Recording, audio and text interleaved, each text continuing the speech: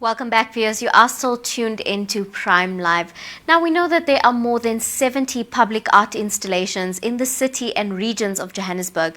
Now, Joburg's public art is a reflection of South Africa's complex past and is also has a lot to say much about our present society today. Now, from the Rankislachter beacon in Houghton, which marks the spot where Joburg, or Johannesburg rather, began in 1886, to the steel bull in Soweto that pays homage to our struggle icons, one can encounter this art in some of the least expected places. My guest this evening is the head of heritage in the city of Johannesburg, and we are so proud and so honored to welcome Eric Itzkin, who will be joining us this evening to talk a little bit more about some of the art we can expect in our urban places. Good evening, Eric. Thank you so much for joining us on Prime Live this evening. Thank you, Nazia. I think a lot of people are excited about having this conversation because we talk about spaces for artists in South Africa. How do we feature them? Where do we feature them? And how do we incorporate them into our beautiful city? We look at places like Rio de Janeiro, and where you see the streets are filled with art and talks a lot about the history of its people and its heritage. And, before we get into all of that, we get to the public art installations and that kind of thing and the role that they actually play in our history and our heritage as South Africans. I think it's a very good place for us to also start to talk about the city's Directorate of Arts, Culture and Heritage. Now, you are the head of heritage there. Could you unpack what are some of the main objectives when it comes to the directorate in particular? Okay, so our directorate offers a whole range of services to do with arts and culture, and my focus being heritage. I look at symbols and stories, the things that mark our history. There are pretty much three streams to the work that I do.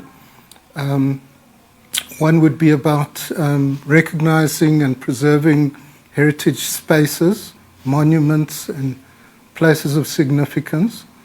For instance, we're very involved with putting up blue plaques, which have become quite a feature around the city to mark those special places. The other area is really what we're here to talk about, which is promoting public art around the city, and like many great cities of the world, we have an abundance of public art. Actually, it's not always recognized, but we're hoping to change that.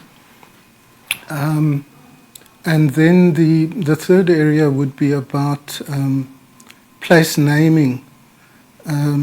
Just as we name people, we name the places where we move and navigate around the city, and those names also have meaning and significance for us. So we're involved in trying to name streets, particularly where there aren't names, and sometimes renaming for different reasons. Absolutely. I mean, it's a huge undertaking, but it's such an important part of, like you said, making sure that we remember our history. We're acknowledging these beautiful places, these pieces of history that we get to have and keep with us forever. And of course, to preserve for future generations so that they're able to learn about South Africa's history as well. Now, when it comes to the city's public art policy, because that's what we're here to talk about. Now, the main aim is actually to promote pride in the city, in being South African, social cohesion, as well as to create a beautiful environment, to create a better environment for South Africans as well. How successful do you think that the public art policy has been in terms of creating or really being able to achieve these goals or directives? Okay, so the public art policy came in around 2006, so it's been with us for almost 20 years. During that period, we've seen a big growth in the spread and production of new artwork, particularly in the inner city, but also in Soweto and a number of other places. So it's become more of a feature of urban life. And it's very important, on a sort of a human level, to create spaces that are more attractive and inviting, appealing, places that have interest. We talk about creating a sense of place, and these artworks, statues, mosaics, murals, they help to make an impression on us, to stir our curiosity, to create interest. So it creates places that are memorable, which one would want to go to and experience. It just adds more meaning and flavour to these places.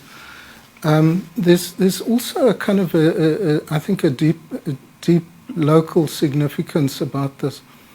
So we come from a history of division, forced division, where there was exclusion of a majority of people from, public space. And I mean, what we've been doing over the last 30 odd years is really about opening up space for all, trying to democratize public space. And a big part of that is to make it kind of relevant and meaningful for all people in our society. And art can be very important in that, if you can relate to the art, it makes you feel actually at home and welcome in a space. So just to give you an example, maybe, if you think about the Newtown Cultural Precinct, which is actually, full of a whole profusion of art. You have a piece like the Brenda Fassie statue, and she was a popular icon. She was of the people. It's a much loved artwork. People like to just settle with her. There's an empty stool there, photo opportunities. So that's the sort of thing to give comfort and make public space really nice to be in. I'm familiar with the piece you're talking about, and anytime you're close to it, you'll see lots of people coming to take pictures and, like you said, finding comfort. I love the analogy that you used, is that our history has so much of hurt and division, where people didn't feel like they belonged in these spaces. And I loved the analogy that you used by bringing these pieces of art to these different places and allowing these artists to tell the story. It creates that sense of belonging, that, we do actually belong in these places. You're kind of changing what that area used to mean at a different time in history. I want to talk a little bit more about the policy and how it aims to promote artists, because we talk about artists and how important it is to give them a space and to give them opportunity in South Africa. And then there's a lot of people who are talking about how there isn't enough spaces and opportunities for artists in South Africa, and what they're doing is they're taking their talents overseas, and we're not benefiting from their skills and their talents over here in South Africa. So how is the policy aiming to really support these designers and these artists? Okay, so the policy helps to support a whole program where artworks have been commissioned and developed in different communities and for different spaces, which creates a whole lot of opportunities. There are competitions that have been run for artists to put forward proposals, some of the people who've come through have been emerging, developing artists, young people. They've been able to develop their skills and gain experience, and that wonderful feeling, I think, of contributing to the urban environment, leaving your mark, that actually there's a legacy of your work, and it's different also from a gallery, which is kind of closed, and usually it's a select audience of maybe people who are attuned to going into galleries. Public space, you're really out there. But economically, it's created job opportunities for hundreds, thousands of people, individual artists, and then also there are industries, creative industries behind it. So it's not just about maybe a single artist, working away in his studio. If you talk about the fabrication of big, big sculptures, or there are giant artworks in parts of the city, it involves, multiple people working with different materials. Some of it, is handwork, and some of it maybe, machined and so on. So it's quite an economic generator for the artists, but also spin-offs maybe in tourism and urban development broadly. Yeah. Now you mentioned tourism, and tourism is so incredibly important when it comes to contributing positively to the country's GDP. And we know that tourists are always flocking to Cape Town and are always running to that part of the country or going to the Kruger National Park. And that's because they view Johannesburg as the city, this business hub, and people don't tend to spend a lot of time here. But like you were talking about earlier in the conversation, is that when you bring this sense of art and history and merge these two together by these murals and these beautiful art pieces and installations that are within the city and are open to the public, it absolutely has an opportunity to draw tourists in. And I'm going to relay back to an experience in Rio de Janeiro, which is also a city, and you have these alleyways that is filled with local art that tells the history of the people, the stories of the artists as well, and it attracts visitors from all around the world to parts of the city they probably wouldn't be going to, just to encapsulate the ideas of the artists and the experience of that.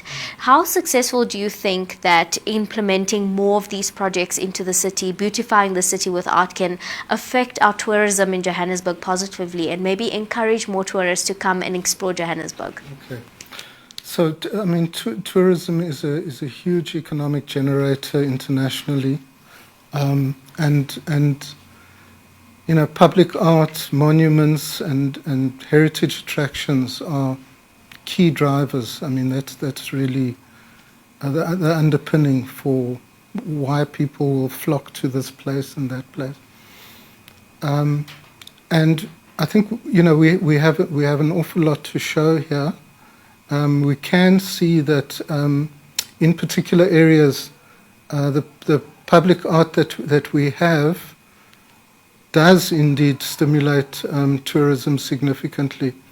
So, the one example might be actually in the Sandton Square, that the giant Mandela jiving statue,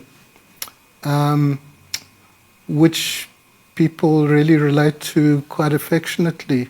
And Sandton is a hub for tourists as well as business people. I do know the red bus tours that go out. They would go through areas of town, for instance, around Main Street, Gandhi Square, where you have the Gandhi statue. So those are part of the attraction. The Vilakazi precinct, which is now a declared World Heritage Site.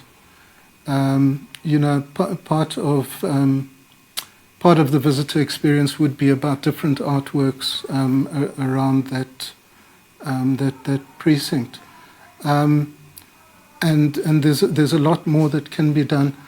But I think also, we must think about ourselves as tourists, and being a tourist in your own city, because how do you attract overseas people if you don't actually appreciate what's on our doorstep and what's our own? And Joburg is very diverse. There's a lot for us to explore, and you can get surprised, day by day. But I just want to give you what I think is a very interesting example of internal tourism. We did, from the city, a few years ago, we commissioned a whole series of mural artworks in Noordgesig. Okay, not what you might think of off the top of your head as a tourism destination. But it's a township with a rich history just on the edge of Soweto. And the artworks, focus on stories, local stories and legends, and local heroes. There are beautiful stories about, food gardens that were developed there and so on. And all of this is captured in beautiful murals. And then in Eldorado Park, kind of on the other side of Soweto, there was a local community initiative, which is still ongoing, to create a walkway, an art walkway in what was essentially wasteland, in a very difficult kind of environment, with high crime levels, social problems. They've created a beautiful park lined with artworks. They call it the Great Wall of Eldos is the one name. And when I first heard about it, I thought, oh, well, it's a giant wall. But it's not that. It's a walkway lined on both sides, and it goes on for quite a way. There's many different artworks. So one of the things we did was to organize art tours, bus tours. We did one that was called From Eldos to Noordgesig, and then a reverse one from Noordgesig to Eldos. And we took people from those communities. First they showed off, what they have, their own artworks. And then they went to the other side. And I mean, these communities hardly even, interact and share in this kind of way in the normal course. And people were just, so elated and thrilled to experience this kind of sharing and learning, swapping ideas. And that's the kind of tourism that we don't always think about, and it's not just about money, but sharing experiences and kind of breaking down barriers. Yeah. No, I couldn't agree more. I think we should all be taking a shot left every now and then to appreciate the beauty and what we do have available to us in our own hometown. We don't need to go very far to be able to experience rich culture, heritage, and an amazing experience as well. I really love the idea of that project. I mean, bringing these two communities together, like you said, who would never normally interact in this way, but bringing those people together and clearing those racial divides, because those two areas are also very much a representation of the divide that was created by the apartheid regime. I mean, if you stand on the highway, you see the very big divide and how they try to separate people. So it's another way of bringing these two people together, or these two communities together. I also want to talk about how, the public art policy, it also deals with things like vandalism, as well as the unwanted graffiti that we often see a lot on our buildings and things like that, which may also not be very desirable for building owners and things like that, as opposed to a mural that was curated and decided on, or the concept was decided on. Maybe then a business may be more open to having that on their walls. But could you explain the difference? How do you differentiate what is art, what is a beautiful representation of somebody's lived experience or story, comparatively to that of vandalism or an unwanted graffiti piece? Yeah. Okay, so graffiti can be controversial, and some people sort of take a dim view of it. There are beautiful examples of graffiti style art. There's in Newtown particularly, under the highway on the pillars, brilliant work. Portraits of some of the musical heroes and cultural icons.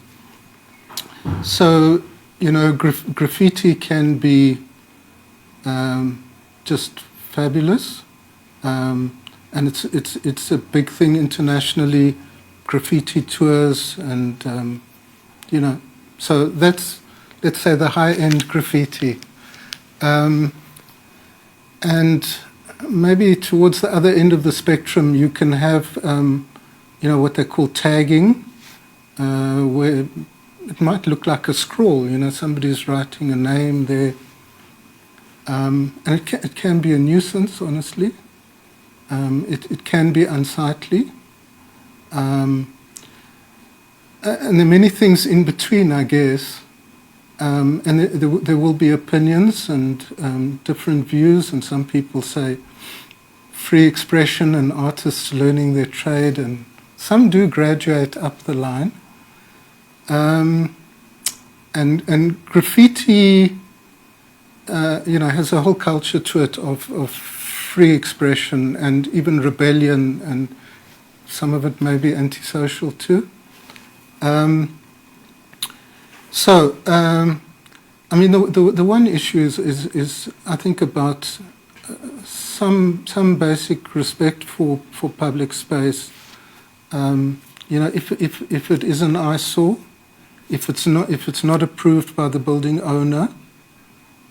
So those things, we wouldn't endorse. But we do have a lively graffiti scene, and for the public art thing as a whole, it's about a cultural community. We've got lots of talented, inspired, creative people in the city, which are, and they help to make it tick and make it interesting. The graffiti is part of that. It's got its downside, but yes.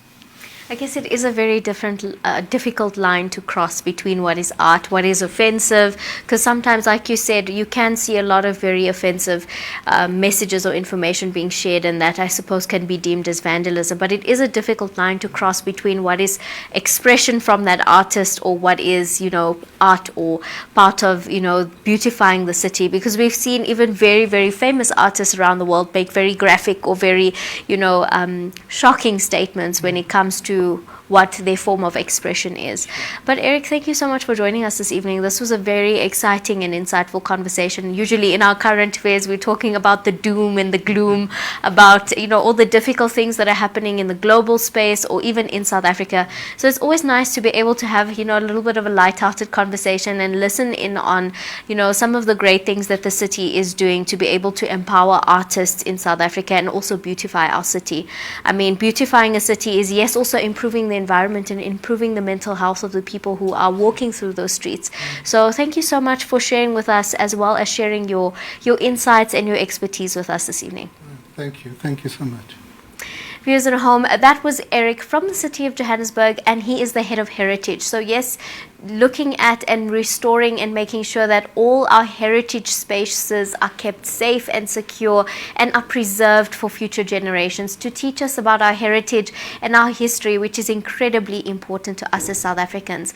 It's a lovely initiative, that is being imparted by the city of Joburg to really beautify the city, and yes, give artists a space and a place to be able to express themselves, talk about the history of South Africa, talk about our heritage, and also beautifying the city of Joburg so we can enjoy our beautiful city as well. I think my highlight from our conversation was also just to make sure that you are taking a shot left every time you possibly can to enjoy the beauty that our city absolutely has and all the opportunity and beauty that it has to share with us.